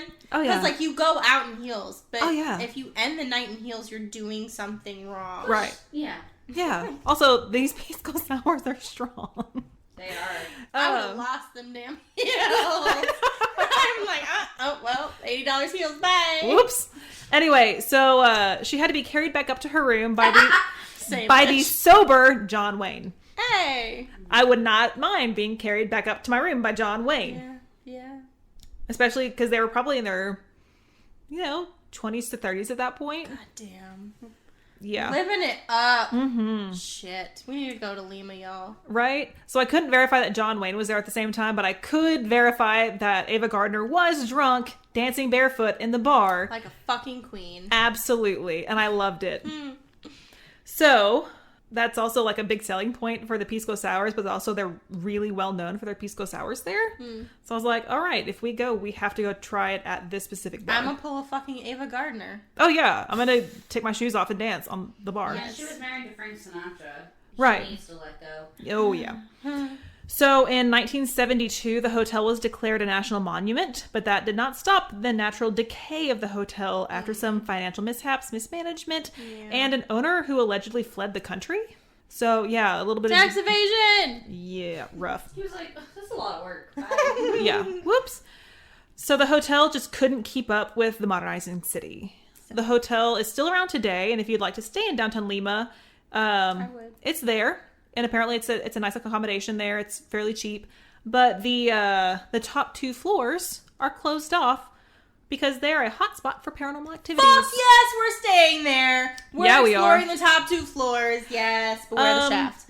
Unfortunately, we can't because the elevators no longer go up to the 5th and 6th floor, and it is boarded up on the stairs. Beware the shaft. Beware the shaft. But also, TM. but also, we're still sneaking up to those bitches. We're gonna pry those nails out. Fuck yeah. According the to hammer. Oh yeah. According to management, it's due to quote maintenance and Watch me fall through the fucking ceilings. right. Lies, it's ghosts fall through the ceiling. Oh yeah. But maintenance also doesn't happen for 10 years, and so then if you call them out for that, they're like, "Oh yeah, we ran out of funds." No, you didn't. You're But afraid thanks of the for playing. ghosties. Yeah, you're afraid of the ghosties. Yeah. I'm sure that we're being deprived of some rich stories because they have been blocked off for so long, but I do have a couple regardless. So, allegedly, there were some murders that have happened here, and some of those spirits are restless. No shit. Can you imagine after 10 years how fucking restless they'd be? Oh, yeah. They go fuck your shit up. Oh, yeah. And one woman threw herself from one of the windows of the higher floors and is seen reliving those final moments of her life. Oh, that's sad. That Oh, is yeah. sad. But imagine, seeing a passing shadow Those are the something. worst kind of ghosts. The ghosts that are like reliving their death. Oh, they're yeah. the worst to like encounter, and they're the worst to be. I think. That's Well, sad. and I talked a lot about that in our Dallas episode. Yeah, in the hotel. Yeah. Shout out Dallas. We've made 2 references there now. But with all those ghosts that have been reliving their deaths, I mean, that's just horrifying. But I mean, imagine having to be up on one of those floors, staying in that room with her having to jump, and they don't know why. Literally all of the articles. I think I read it in 4 different articles of like, oh yeah, there's this woman who jumped to her death, and that's all we know. Damn, that's so sad. To relive the worst moment probably of your life for all of eternity. Yeah, and for people to not know why. Yeah. Horrible. Damn. But also, there's always a woman in white, right? So Always. there is La Dame Bitches Blanche. trying to get married and shit. But she's seen commonly roaming the hallways of the hotel. She doesn't usually stick around for long. She just appears and then spontaneously disappears. Guys, it's just me when I die in my white bathrobe. Like, Oh, yeah. It's just me wandering. That's what it is. Yeah. And then sometimes these hotel jobs are just too good to give up. So some have seen spirits of former employees still performing their duties. That's the cutest. That is really cute. Okay, so like the saddest people who are living their death. The cutest is people who just like continue to work. Oh, yeah. They just love their job Professor so much. Binns at Hogwarts. Yeah. So cute. So one is the spirit of a bellboy who is just seen throughout the hotel, just, helping out. Aww. And the other is a security guard who just patrols the halls. He's doing his job. He's Right. like, not on my watch. Oh, yeah. So I that's wonder if he like protects the humans from the ghosties. Aww. probably like bouncer. keeps them up to the upper 2 Yeah. floors. It's like, That's stay up so there. sweet. He's an interdimensionary bouncer. Oh, yeah. We're So gonna give him a when badge. we Is go that to your Lima, realm? so when we go to Lima, we're staying here. Yeah, obviously. Oh, yeah. We have to dance like Ava Gardner and see the ghosties. Hell yeah. She wants Get our to Pisco dance like Sours. Ava Gardner. So yeah, that is the Grand Hotel Bolivar. Lovely. My second big story is La Casa Matusita. This building is very real, and it stands at the intersection of Avenue Garcilaso de la Vega and España in central Lima. It's close to the U.S. Embassy.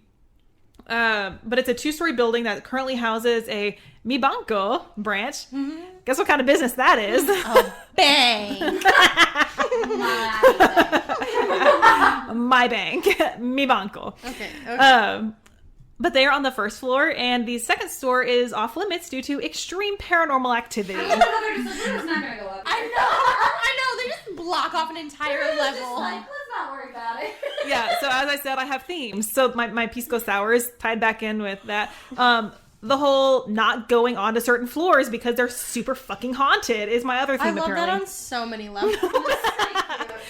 Yeah. They're just like, we're just not gonna deal with it. We acknowledge this. They noped the fuck out on all of these buildings. Oh, yeah. I'd just rather not. We acknowledge this. We're just going to leave you up there. We're going to be down here. But also Don't kind mess of with us. respect, because they're like, chill. I'm going to let you be. It's fine. You Yeah. do your thing, boo. Just leave us alone.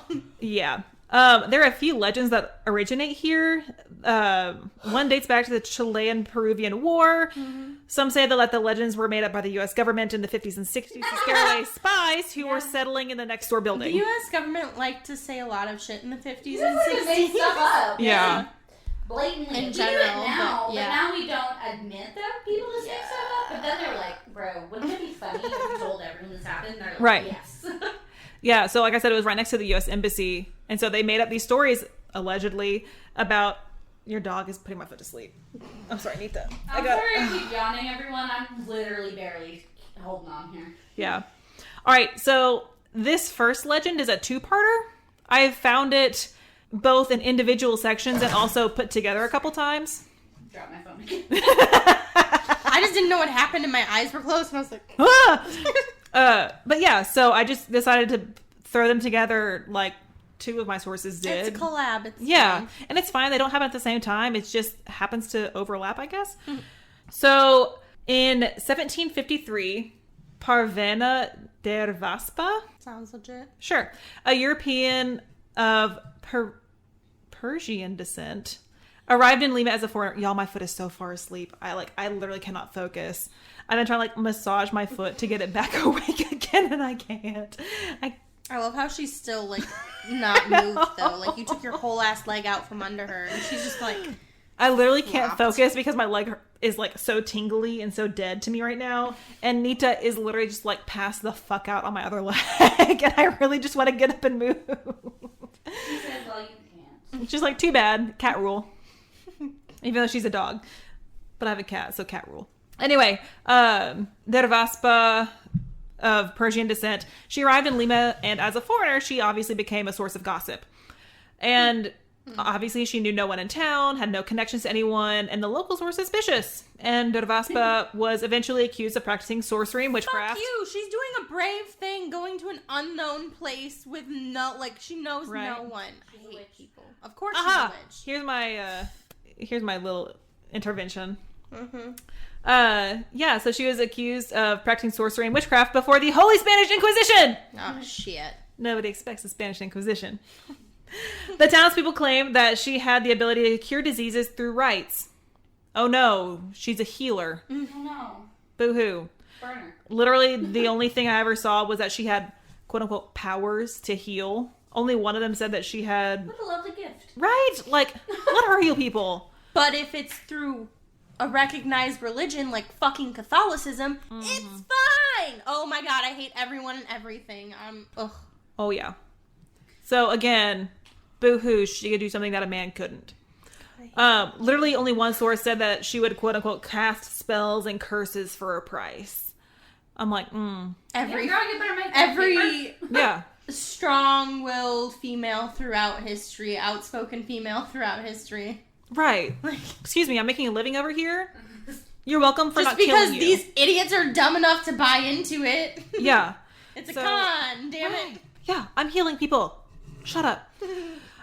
In any case, she was tried as a witch and tortured until she confessed that her power came from hell, for which she was killed at the stake. Torturing. The validity of for confession. confessions. Yeah. That always goes well. And she was burned alive at the stake. And with her final breaths, she cursed the spot where she was burned. I'd curse everything. I was gonna say, I would have cursed every fucking thing. Oh, yeah. Like, There would have been words, motherfuckers. Oh, yeah. So that was the end of the first legend, and then this is that transition. So, just combine my next two words. After Dervaspa was burned at the stake, an influential man built his house on the very spot where she died. Sounds like his problem. Right. She curses that spot, and then you build your house there. You're asking for trouble. Also, the man lived there with his family and their 2 servants, but the man was cruel and abusive toward the servants. Oh, yeah. Fuck you. So, you're literally asking for it, dude. Yeah. And so, obviously, the servants were plotting their revenge. And it still sounds like a him problem. Right. So, one day, the man went too far, and the servants were helping prepare for their large luncheon. And so, the servants laced their food and drink with a hallucinogen. Sounds like a party. Yeah. For real, though. Right. And they were literally just trying to scare him. You know, make him see something They're spooky. better than me. Yeah. No. I said no. And so... Shrimp fingers. It's been so long since I've seen that. Colin and I watched it the other day, which does not disappoint. I've listened to the musical a couple of times, but I want to see it. Anyway, so the servant served the meal and then waited in the kitchen for the guests to eat, drink, and feel the Trip drugs. balls. Yeah. And eventually they did. And they started hearing commotion coming from the dining room where, you know, they were thrilled that their little plan had They were doing the worked. banana boat song dance. Yeah. Unfortunately, it worked a little too well. And the commotion turned into screams. And when those fell silent, the servants finally walked into the blood-spattered dining room where the attendees had literally torn each other apart. What did they give him, LSD? Right? Bath salts? I was about to say bath salts? We eating hearts and faces over here? Well, the bodies were mutilated, limbs ripped from their bodies, and intestines were strewn through the room. Bro, God. LSD. Yeah, no like shit. If some they could rip off a serious limb, shit. That was some LSD. Yeah. Yeah. Angel dust. Fuck. Yeah. God. So the 2 servants were so scared by what they had witnessed that they ran out of the house babbling and ended up spending the rest of their lives in an asylum. Oh, Well, no. yeah, they didn't mean to kill someone. Right. But that's Lots also of someone's. sad because asylums, rough. Yeah, Oh, well, yeah. maybe you shouldn't poison people, but like I Yeah. get where they were coming from also, but Yeah. also not the way to handle that. Yeah. Right. And not like low grade shrooms. They put LSD. Right. And then didn't help them when they started tearing each other apart. I mean, It's a bad yeah. situation. Bad situation altogether. Hence why it's haunted. So our third legend, this one didn't have any connection with the first 2, but it popped up several times. And so a Japanese Peruvian man, tie in with Japan again. Yeah. There's a lot of A lot of Japanese and Chinese influence. yeah. Yeah. Interesting. But his name was Mr. Matsushita. I'm not going to say that name again. If I butchered it, I'm so sorry. He and his family moved into the house and lived on the 2nd floor and ran a shop from the 1st floor. One day, the husband came home early from running his errands and discovered his wife in bed with another man. Bum, bum, bum. He was so angry that he butchered both of them with a kitchen knife Inexcusable, sir. and then killed their 2 children when they came home from school that day. God. No. Okay, first of all, no, she shouldn't have fucked another dude, but you don't get to fucking murder people for that shit. I know. Your children who did nothing. And then, Oh, yeah, yeah. exactly. Ugh. And then, after realizing what he had done, he made the decision to practice Hirakiri. Oh, I'm so sorry. Hirakiri, Samurai. the Japanese suicide. Yeah. The square in the stomach. Disembowelment. Yeah. Yeah. So at least he killed himself after realizing what he had done. He felt so ashamed. But still, like, don't kill people. No. Go to court. Especially your innocent ass children. Right? Yeah, family annihilators are like Yeah. it's That- such a weird phenomenon that happens. Well, that article I sang out today. Oh yeah. That woman who killed her 5 kids and then killed Yeah. herself. Yeah, so I'm not going to fucked talk up. about it. I had a very close to home Yeah. true crime situation happen this past week that I'm not talking about on this podcast for respect for the family. But I will say that It's heartbreaking. Yeah, it's heartbreaking. Also, it can happen anywhere to anyone. Like this, it is the stuff of nightmares, and it happened right here 2 weeks ago. Like, it heavily impacted people I care about. So it's it's rough. And when we talk about this, we're showing awareness. But I'm not discussing this, even though I'm tangentially involved because for respect for the family. And it's still an open investigation, so we can't talk about that either. But just when we talk about this stuff, know that we are doing it with respect, and it's happening all around us all the time. But that's all I'm going to say. But it was a rough week. Yeah. And we may joke about things, but we also recognize the importance of all of this, and which is part of why we started this. Because like Catherine has mentioned since the beginning, like the victims need to be known and heard, and like the understanding of the backgrounds and like the profiles and the mentality of the killers. Is also important. It's all very important. We joke around, but we recognize that this is serious and it's an important thing to talk about, and that's why we do it. Well, and I do have one final story for this haunted house. It only had one source, but it seemed to kind of solidify some of what's happening modern day. So the story goes that a priest was hired by the shopkeeper who was renting the first floor to perform an exorcism on the second floor because he kept hearing strange noises above him. The priest climbed the stairs to the dark second floor and began hearing screams and shouts of the spirits. According to the story, the priest died right then and there of a heart attack. So, there's a lot of spookiness going on here. So in modern day, whichever legend you decide to believe, there is no doubt that the house is haunted. As mentioned earlier, the second floor is blocked off due to the horrifying paranormal activity because every single legend had the horrifying acts on the second floor. And so it's said that anyone who goes up there will inevitably go insane. There have been a number of reports of reporters and psychics who have gone to see what's going on and have fled, traumatized by what they saw. Stories say that they've run out screaming or foaming at the mouth. Oh, jeez. Yeah, like crazy. One reporter was of particular notice. In the 60s or 70s, I saw different reports saying either date.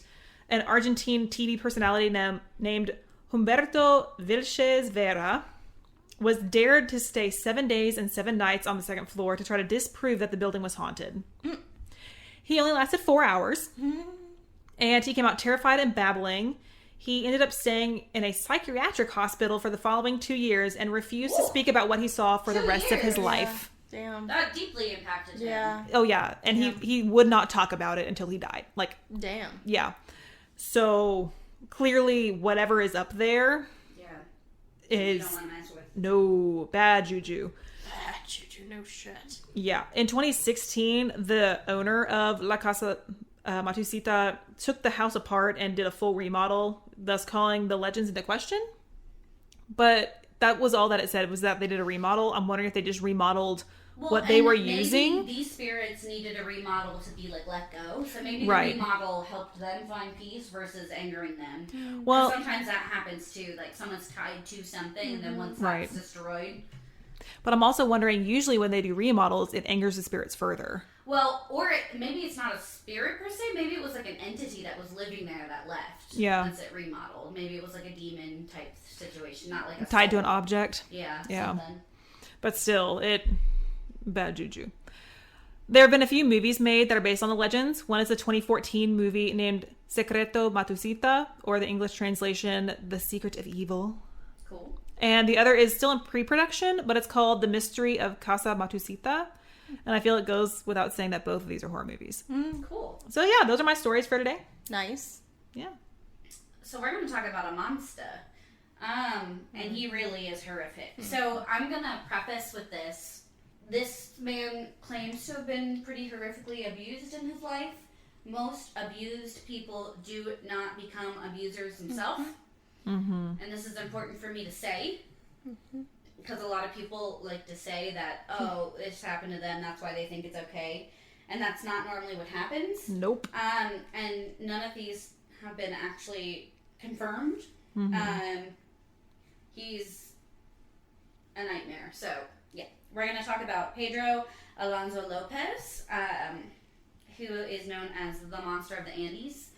So, he deals with the Andes, which is a beautiful area that I've actually got to see. So it's Ecuador, Colombia, and Peru. So he's actually from Colombia, but he spent a lot of time in Peru, and many of his victims are Peruvian. And he's a really interesting story because he's still technically at large. Yeah. Yep. He would be 73 now. So he's old. My hope is that he's one of those fucking Andean mummies sitting up there somewhere. Yep. And be able to find him, and he didn't get a chance to hurt anyone else. But he's still technically at large, and he could still be alive. 73 is not that old. Yeah. I hope he's dead. Yeah, well, like I said, I hope we find his mummy one day so we know he didn't hurt anyone else. Right. Okay, so he is a child rapist and killer. He was sentenced for killing 110 girls, but he claimed to have raped and killed more than 300 girls across the 3 countries. Yeah. He's gotten international fame. So Ron Leitner is a freelance photojournalist who reported an interview of him in 1980, and that's what got him super famous. So he's convicted of 110, has confessed to 350. He disappeared in 2002, and he has not been seen since. How long was he killing? It's like 20 years. Okay. So, growing up, he grew up in Colombia. He claimed his mother was a prostitute, and watching his mother do sex work broke his psyche. But his mother caught him sexually abusing his younger sister in 1957 when he was 8, and she kicked him out. Good. So, she said no, and he's 8, okay? Yeah. So clearly he was unwell from a very young age. So kicked him out, and she was younger than 8, keep that in mind. Yeah. And he was the 7th among 13. He was quiet. He wanted to be a teacher when he was little. And he went to the main city, where he claimed he was abducted and raped by a man in Bogota in Colombia. And then at 12, he was taken in by a U.S. expat family and enrolled for school for orphans. So a U.S. family noticed him living on the street, enrolled him in a school, but he left after 2 years. He said he was molested by a male teacher, and other sources claim that he ran away with a teacher. Interesting. So he's 14 at this point. And then at 18, he would steal cars and sell them to chop shops. Okay?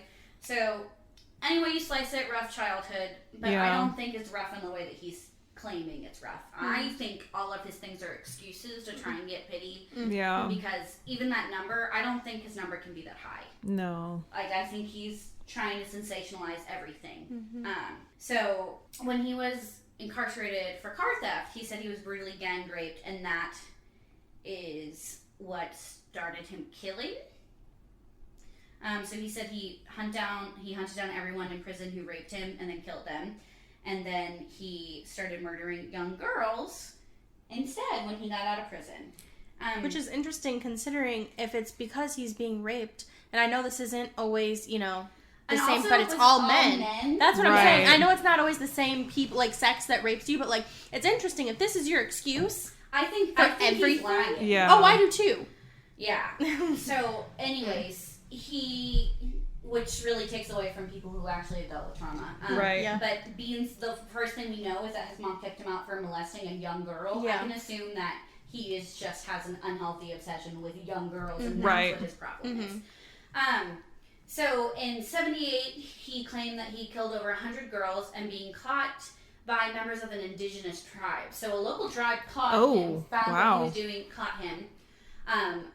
They wanted to execute him, but a Christian missionary from the U.S. God damn you. Persuaded them to hand him over to the state police. So the missionary thought he was doing the right Yeah. thing, but the police just released him. So sometimes missionaries just need to let go. Yeah. So the indigenous, like, I get it, I respect it, but also, god damn it. Yeah. So, and like as someone who doesn't believe in the death penalty, but the Right. fact that he was just let go and he was able to kill 100 more little girls, like that's Right. a problem. Yeah. So he returned to Colombia, moved to Ecuador, and then later Peru. And this is the quote. that he said in the interview that I liked the girls in Ecuador. They are more gentle and trusting, more innocent. Oh, fuck you. Yeah, he's horrifying. So, he was freed by the government of Ecuador when he was caught there. He described himself as the man of the century. He was released for good behavior, okay, in 1994, and then rearrested as an illegal immigrant so that they could hand him over to Colombia, okay? Mm-hmm. Then in Colombia, he was charged with a 20-year-old murder of another young girl, declared insane and held in the psychiatric wing of a hospital, and then he was declared sane in 98 and released on a $50 bail. What the fuck? This all makes me so... Yeah. Yeah, so he's released, and then he was rearrested in 2002 for more murders. Yeah, because... and rapes of little girls. So there's a shortage of information. He's technically he's still considered alive and hiding out in the Andes. So in the 2006 edition of the Guinness Book of World Record, he's noted as being the most prolific serial killer. And it was actually removed because so many people complained that... Good. Yes. Do not give him the That's fucking a problem. satisfaction. So people complained that was making a competition of a serial killer. Because you know people who are serial killers want to be the most prolific. Yeah. So they took him out. Like, what the actual fuck is wrong with you people? Yeah, so they took him out. So he confessed to killing 103 girls and the first time in 80, and they found 53 of the bodies. Oh. So at the very least, he killed 53 people. That's horrible. Yeah. He was only convicted of 3 of those murders. God damn it. He confessed... Well, I think they only convicted him for that because they thought he was going to stay in, but then he got out for good behavior, so they shouldn't have done the that. Justice system failed in multiple countries on multiple counts. 3 countries Epically. failed. Yeah. Epically. And so he confessed to 300 sexual assaults and stranglings. They... A flash flood uncovered a mass grave containing a ton of his victims. So people slowly dumping them all, and most of the girls were around 12. Oh my gosh. Yeah. So he's technically convicted on 110, confessed to 350. We found at least 53 bodies. And the first time he was caught was in 1980, and in 2002 he went missing, and he's still at large. Christ, I wish I could drink. Yeah. I'm so pissed. So there's not. I've already had my drink and I'm pissed. So yeah, there's not a lot of information about him except for that he was caught multiple times and was able to essentially charm and use a system to get out of things.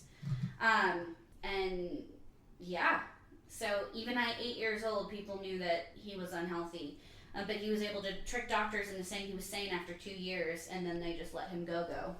So, like, he proved he was so insane that he couldn't stay in a jail cell, which is probably true on some level. And then he tricked the doctors into thinking that he was sane enough to go. Like, very, very classic psychopath. Oh, yeah. But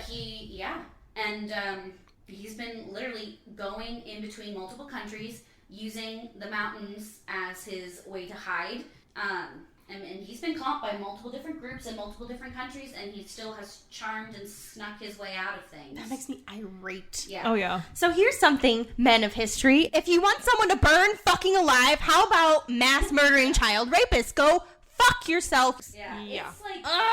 It's insane. And he, Well, like, that hits really close to home, because I've had a couple instances that have happened close to me of children who have behaved this way, and I'm like, oh my gosh, you are about to be a serial killer, and I'm witnessing your youth. Yeah.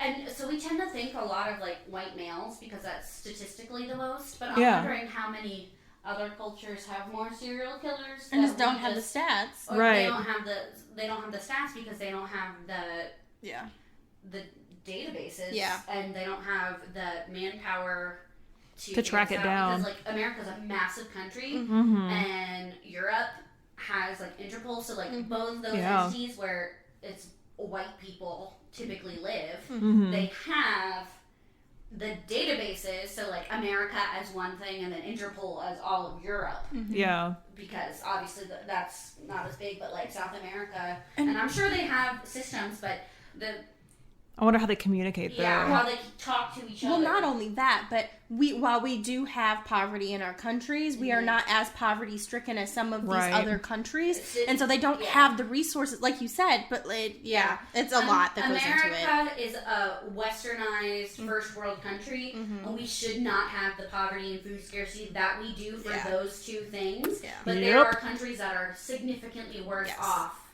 as a whole versus the pockets of America that we need to work on. So, and that is something that we need to understand, that obviously America should be doing way better. Yeah. But for our we know we're fucking up. But for our status, there's also so many other things that are like. But we've taken a step. Yes, we have gotten rid of the orange STD. So when I was sick, my sister bought me popsicles because the first doctor was like, oh, well, you don't have strep or COVID, so eat cold things. And I was like, fuck you! That was not worth the visit. So my sister bought me popsicles, and it was like... Were they orange? I hate orange, first of all, but also because of that. But it was like orange, grape, and red, and I ate all of them but the orange, so I just have a box of orange popsicles in my fridge because orange is sus. Orange is very sus. And when someone asks me that is exactly what I'm going to say in response to why I have a box of only orange popsicles in my fucking fridge. Root freezer, whatever. Oh, yeah. Well, we hope you enjoyed your tour of Lima, Peru. Adios. Adios. Follow us on Instagram at Darkside Tour Guides and on Twitter at Darkside Guides. Give us a like on Facebook at Darkside Tour Guides.